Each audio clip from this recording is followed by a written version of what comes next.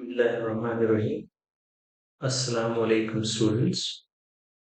Today we are going to discuss another topic. Let me write the name of the topic: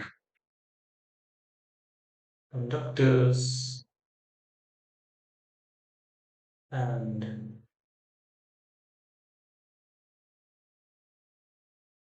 insulators.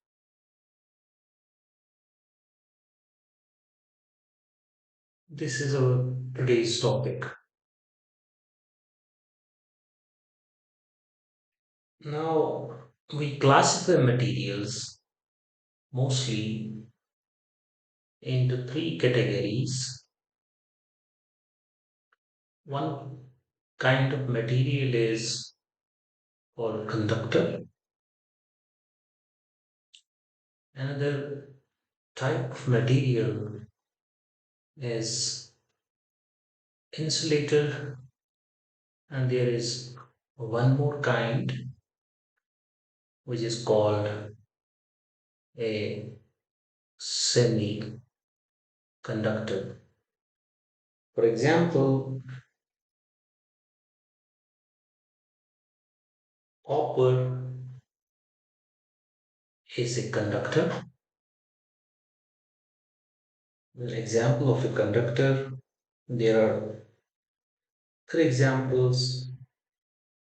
Similarly, if you give example of an insulator, glass is an insulator, plastics are insulators. Here you can give examples of other metals as well. For example, silver, gold, there are conductors, and there are examples of semiconductors also. Silicon is a semiconductor, germanium is a semiconductor. There are some compounds also. So we have materials, we classify them into these three categories: conductors, semiconductors, and insulators. Now, what is the criteria of classification? Criteria of classification is the extent or the degree of ease with which charges can move through these materials. In case of conductors, the charges flow easily through the body of the conductor. In case of insulator, it is very difficult for the charges to move through them, and semiconductors lie between these two extreme situations. Conductor cases, conduction is very easy in these materials.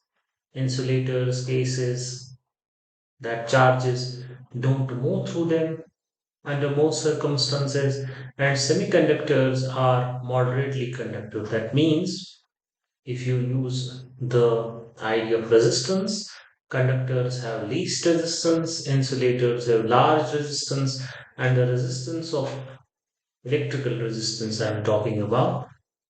The resistance of semiconducting materials is midway, approximately, between conductors and insulators. Now, because of this difference, if I take a glass rod in my hand and rub it with slick, I can build up charge in the glass rod, and that charge is positive. Similarly, if I take plastic rod in my hand and rub it with fur, I can again build up charge in it, and that charge, is by convention named as negative charge. So I can take glass rod in my hand, rub it with slick and build a positive charge in it.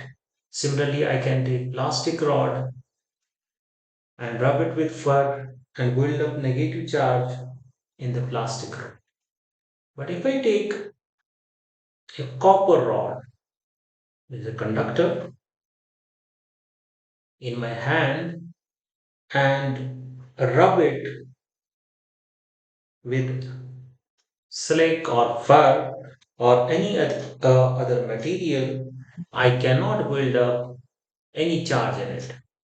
I repeat, if I take similarly copper rod in my hand and rub it with slick or fur or any other material, I cannot be able to build up charge in it.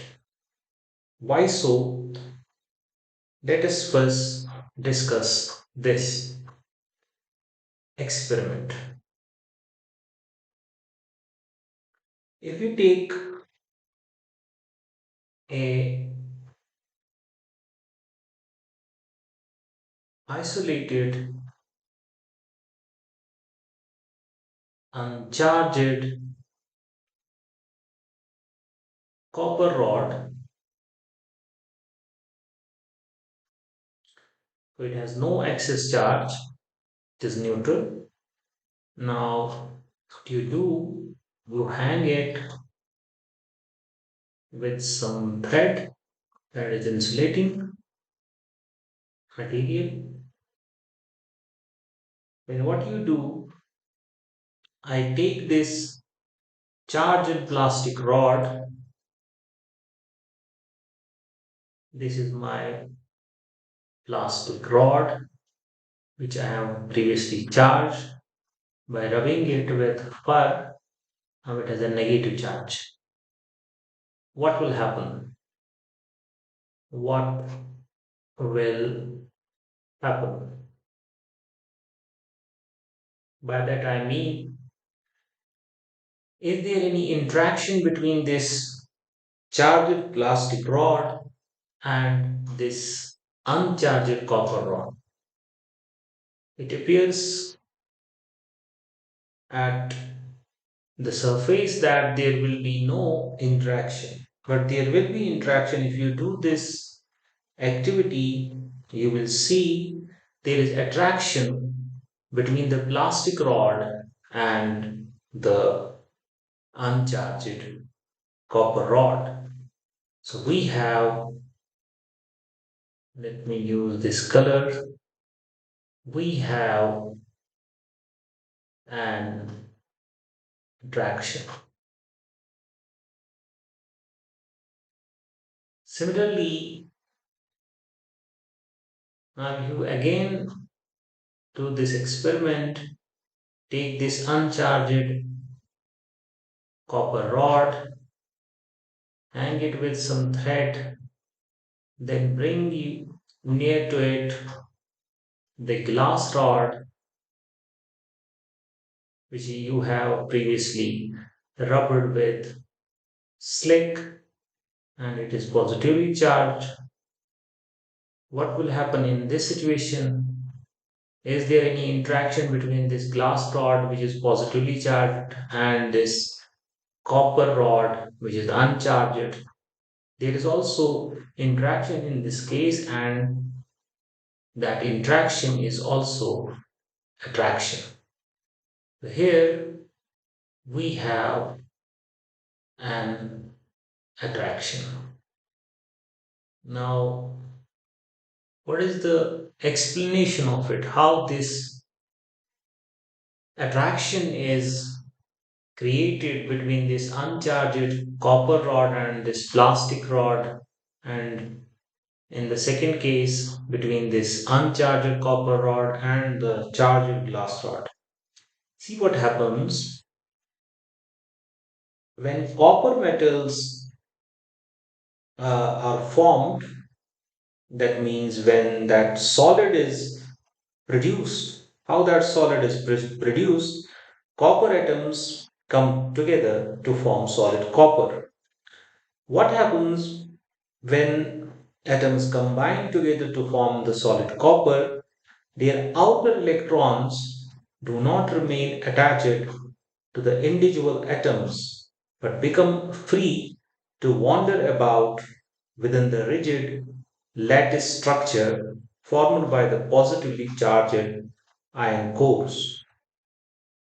So, inside the copper rod, there are positively charged ion cores and there are electrons which are called mobile electrons or conduction electrons, right?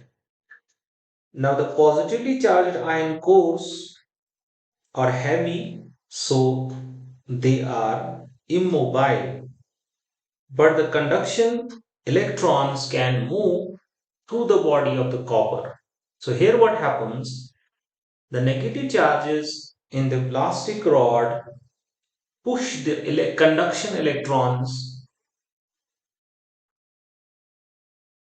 to the far end, and here positive charge is created due to the absence of those conduction electrons in this region. I repeat, this negative charge pushes the conduction electrons away to the far end. Now, their absence in this end creates positive charge here.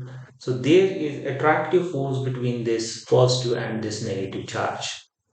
One force will be this way, and other force will be this way.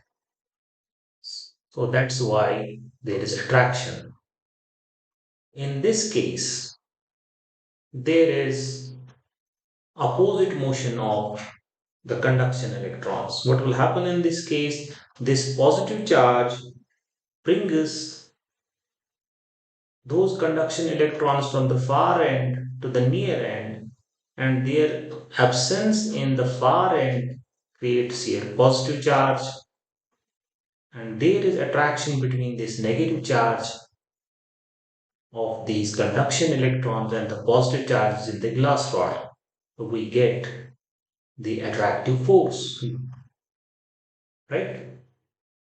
This experiment simply indicates that the conduction electrons are free to move within the body of the copper. It is not only true for copper, it is true for all conductors.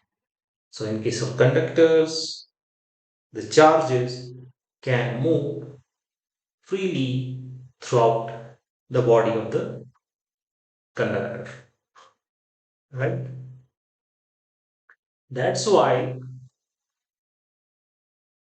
when you take the copper rod in your hand, you rub it with anything, fur or slick, you cannot build up charge in it because the charges can move throughout the crystal of the copper, then your hand, then through your body or my body, then to the earth.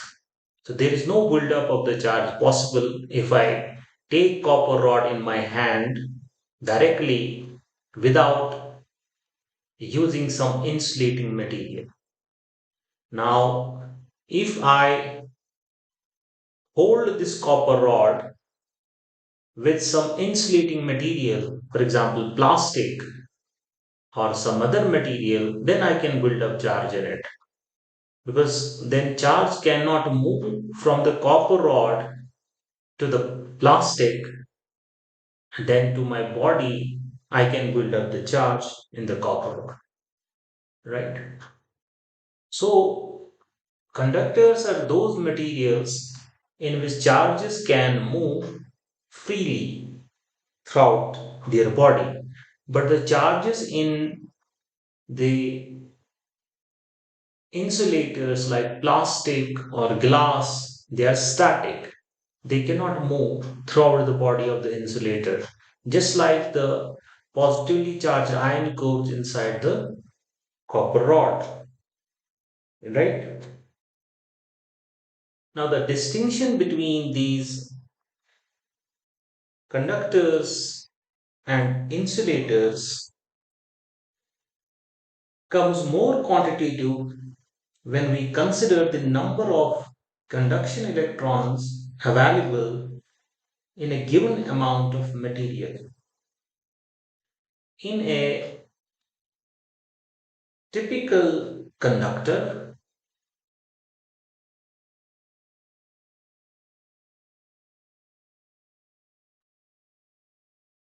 each atom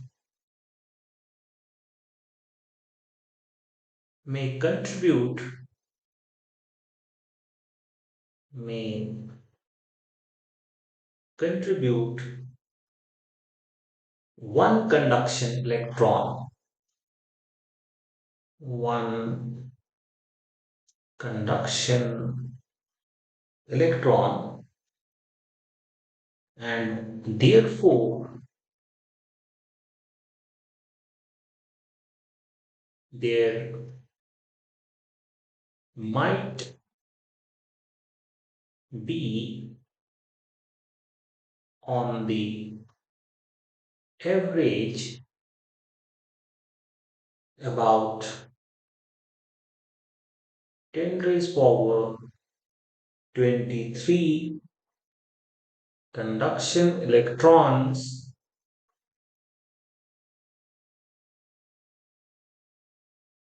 per cubic centimeter per cubic centimeter of a conductor. As I told you, when atoms combine to form the crystal, the outermost or valence electrons are contributed to the crystal by the atoms. They are not bound to their parent atom. Those electrons are called conduction electrons. Now, in a typical conductor like copper, each atom may contribute one conduction electron, and on the average, per cubic centimeter of the conducting material contains 10 raised by 23 conduction electrons. So it's a huge number. But in an insulator at room temperature, on the other hand, on the average, it is very unlikely to find even one conduction electron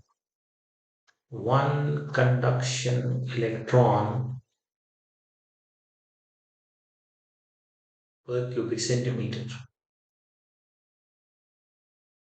This is the case of insulator. So on the average, there is less than one conduction electron per cubic centimeter in an insulating material like glass or plastic. But in case of semiconductors, as I told you, silicon is a semiconductor. Uh, Germanium is a semiconductor. Now, in these semiconductors, such as silicon or germanium, a typical semiconductor like these might contain 10 raised power 10 to 10 raised power 12 conduction electrons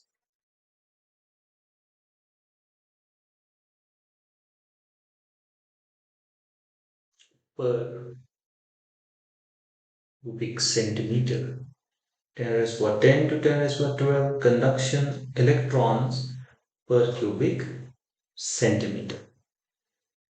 So, by looking at these numbers, you can understand why, in case of conductors, the charges move with ease throughout the body of the conductor because the number of the conduction electrons is huge, 10 is for 23 per cubic centimeter of the material, and in insulator, this movement of charge is negligible under most circumstances because the free charge is not available. There are no conduction electrons, almost one conduction electron or less than that per cubic centimeter, and the semiconductor comes in between because The conduction electrons per cubic centimeter of the semiconducting material is much larger than that of insulator, but smaller as we compare it with the number in a conductor. So I hope you got the idea. So we have materials. It can be a conductor like copper, silver, or gold. It can be an insulator. It can be a semiconductor. In conductors, there is huge free charge available which can move throughout the body. In insulator, there is no free charge almost. And in semiconductors, there is moderate free charge, right? So conductor in conductors, charges move freely throughout the body. This was the idea today. Now we will do a question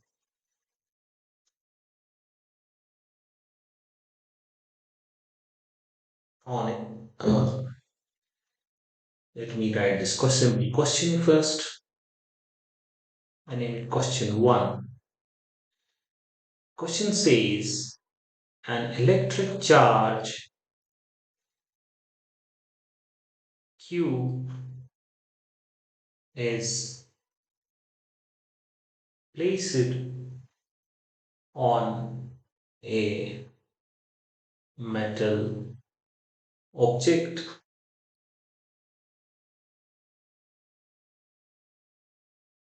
Where is my pen?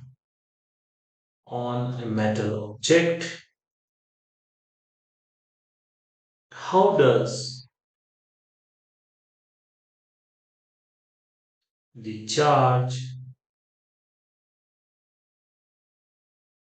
distribute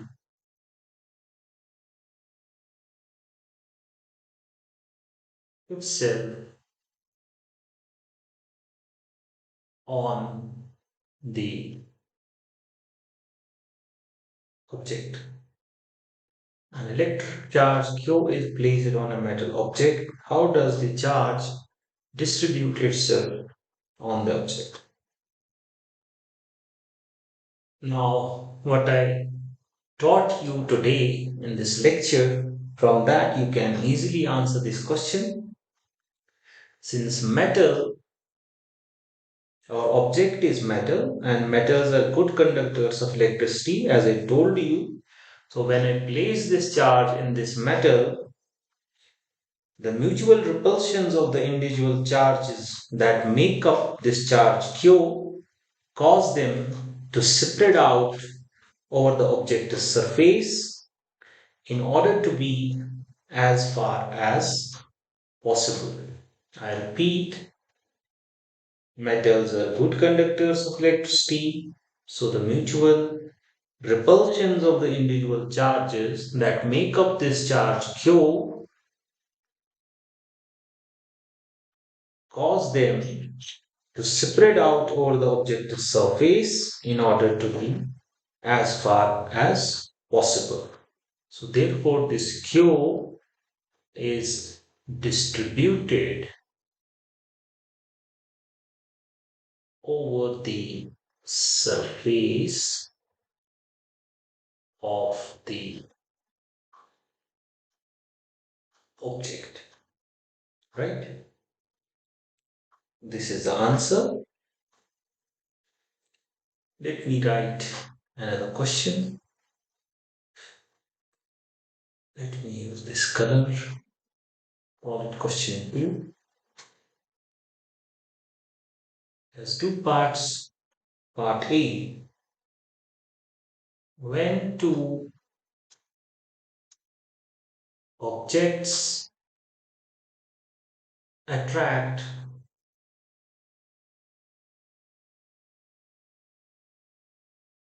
each other,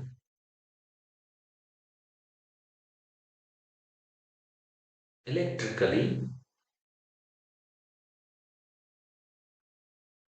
must both be charged.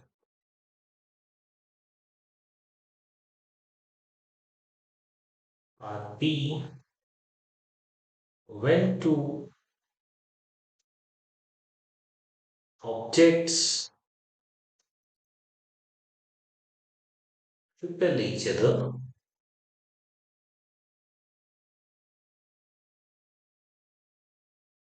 electrically must both be charged. This is the question. Part A says when two objects attract each other electrically, must both objects be charged. Part B says when two objects repel each other electrically, must both be charged. Think about it for a while, then we will discuss the answer. I will tell you the answer to part A is no, and answer to part B is yes. That means if two objects attract each other, it is not necessary for those objects for both the objects to be charged. But if two objects electrically repel each other, it is essential that they must both be charged, right? See why. In case of this attraction, only one body can be charged, still there can be attraction. For example, you might have done this activity if you take a comb. For example, this is my comb. Now you rub this comb against your hair. What happens to this comb? This comb acquires a negative charge. I repeat, if you take a comb and rub it with your hair, it acquires a negative charge. Now, if you take a bit of paper which is neutral or uncharged bit of paper, right? When it is away from this charged comb, the negative and positive charged in this uncharged paper bit will be distributed throughout this paper plate. So overall, it is a neutral, but when you bring this paper bit near this negatively charged comb, this negatively charged comb creates the separation of the negative and positive charge in this bit of paper. So this near end becomes positively charged and this far end becomes negatively charged. Overall, this paper bit is neutral. This separation of charge has been done by the negative charge in the cone, right? Now we know the electric forces vary inversely with distance, hence the attraction between the cone and the adjacent positive charges in the paper is greater than the repulsion between the cone and the more distant negative charges. As a result, the paper moves toward the cone. Paper moves toward the cone. There is attraction. Net, there is attraction. I repeat, electric forces vary inversely with distance. Therefore, attractive force between negative charge in the comb and the near end of paper with positive charge is larger in magnitude than the repulsion between the far end negative charge and the negative charge in the comb. So, there is net attraction. Paper bit moves towards the home. So, this example simply justifies our answer no to part A. That even if two objects attract each other electrically, it is not necessary for both the objects to be charged. But in case of repulsion, it is necessary. You cannot get an example like this where you have only one charged object and another is neutral and you get a repulsion, right?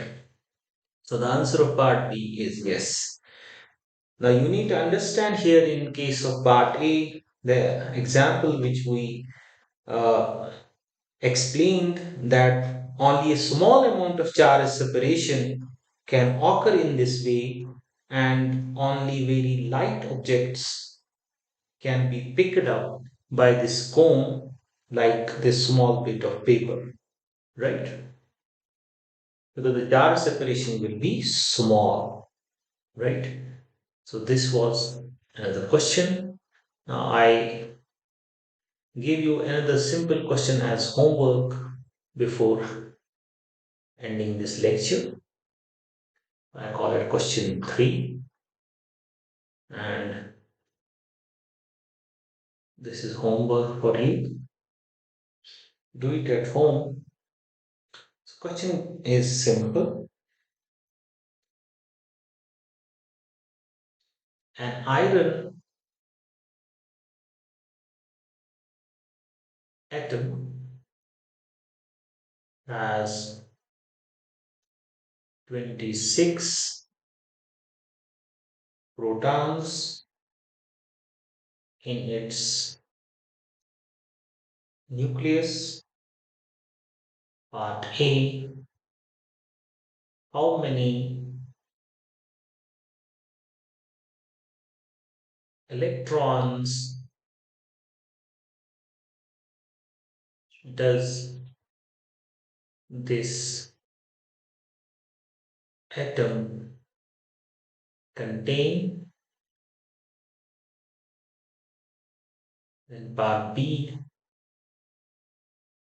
How many electrons does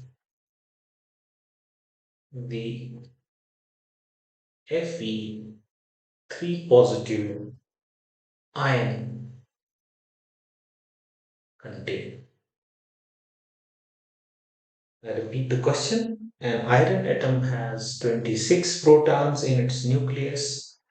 How many electrons does this atom contain? How many electrons does the Fe3 positive ion contain? Then I will give you second question. Question 4. Both these questions is homework for you. This question goes like this. This was question 3. Now question 4. A plastic ball has a charge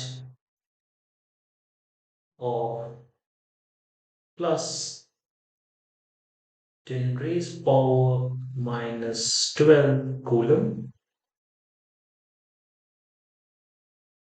A. Does it contain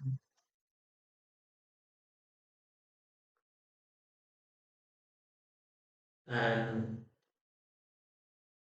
excess or a defi correction here or a deficiency of electrons compared with its normal state of electrical neutrality. Neutrality. Then part B, how many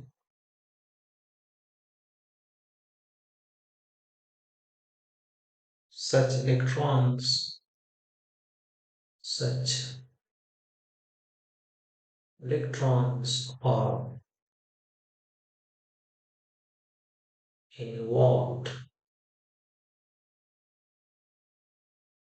I repeat the question. A plastic ball has a charge of plus 10 raised to minus 12 coulomb. Does it contain an excess or a deficiency of electrons compared with its normal state of electrical neutrality? How many such electrons are involved? So, do the homework. It will help you understand the ideas. This is all for today. Do not forget to like, share, and subscribe my channel. Thank you. Assalamu alaikum.